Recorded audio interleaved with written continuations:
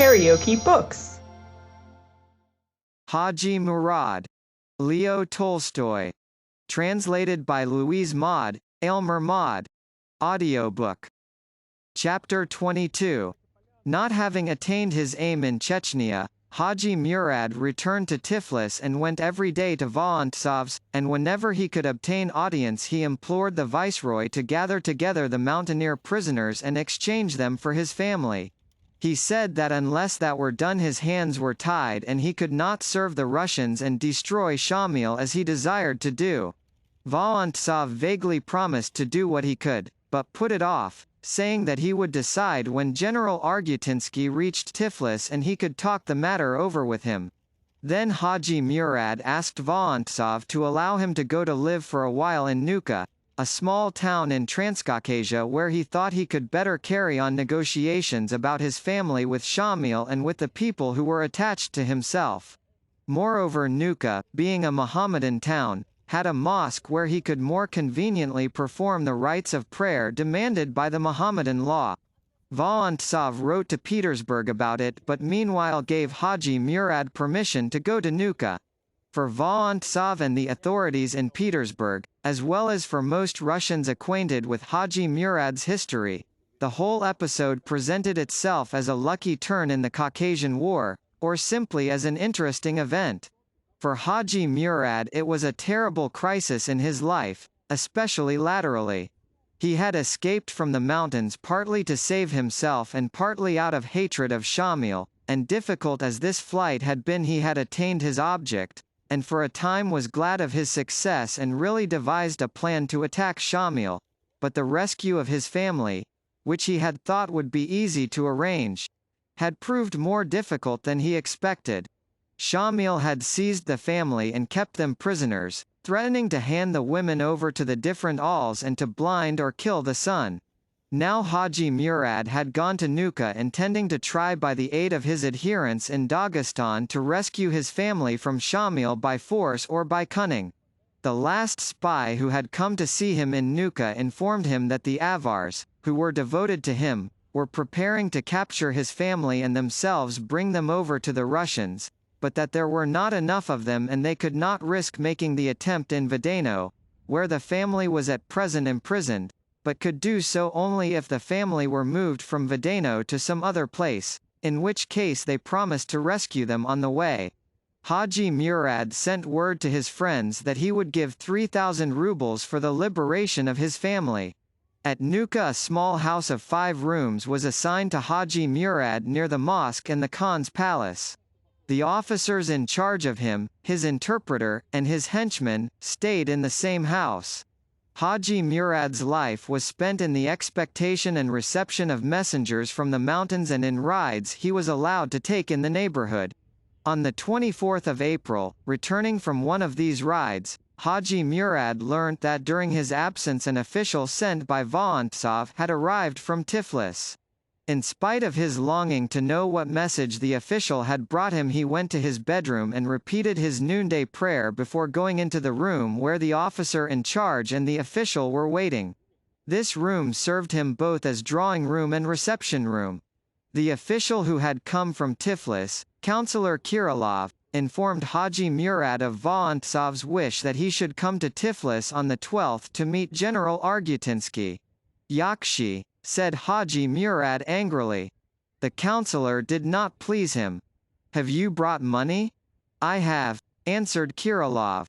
For 2 weeks now, said Hadji Mourad, holding up first both hands and then 4 fingers. Give here. We'll give it you at once, said the official, getting his purse out of his traveling bag. What does he want with the money?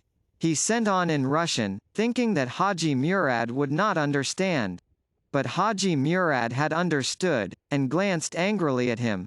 While getting out the money, the councillor, wishing to begin a conversation with Hadji Mourad in order to have something to tell Prince Vorontsov on his return, asked through the interpreter whether he was not feeling dull there.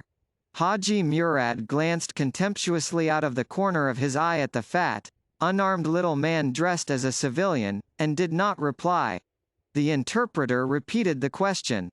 Tell him that I cannot talk with him. Let him give me the money. And having said this, Hadji Mourad sat down at the table ready to count it. Hadji Mourad had an allowance of 5 gold pieces a day, and when Kirillov had got out the money and arranged it in 7 piles of 10 gold pieces each and pushed them towards Hadji Mourad, the latter poured the gold into the sleeve of his Circassian coat, rose, quite unexpectedly smacked Councillor Kirillov on his bald pate, and turned to go. The councillor jumped up and ordered the interpreter to tell Hadji Mourad that he must not dare to behave like that to him who held a rank equal to that of colonel. The officer in charge confirmed this, but Hadji Mourad only nodded to signify that he knew, and left the room. "What is one to do with him?"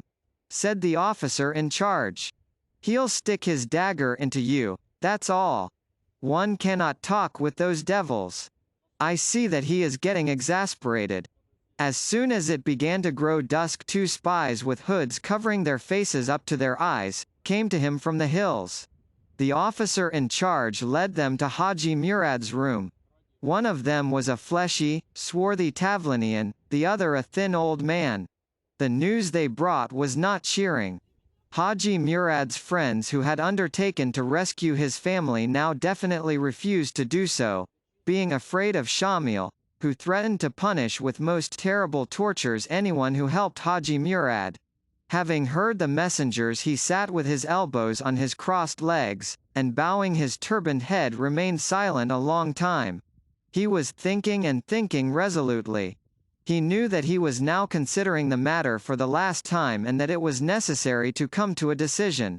At last he raised his head, gave each of the messengers a gold piece, and said, "Go. What answer will there be?" "The answer will be as God pleases. Go." The messengers rose and went away, and Hadji Mourad continued to sit on the carpet leaning his elbows on his knees. He sat thus a long time and pondered. "What am I to do?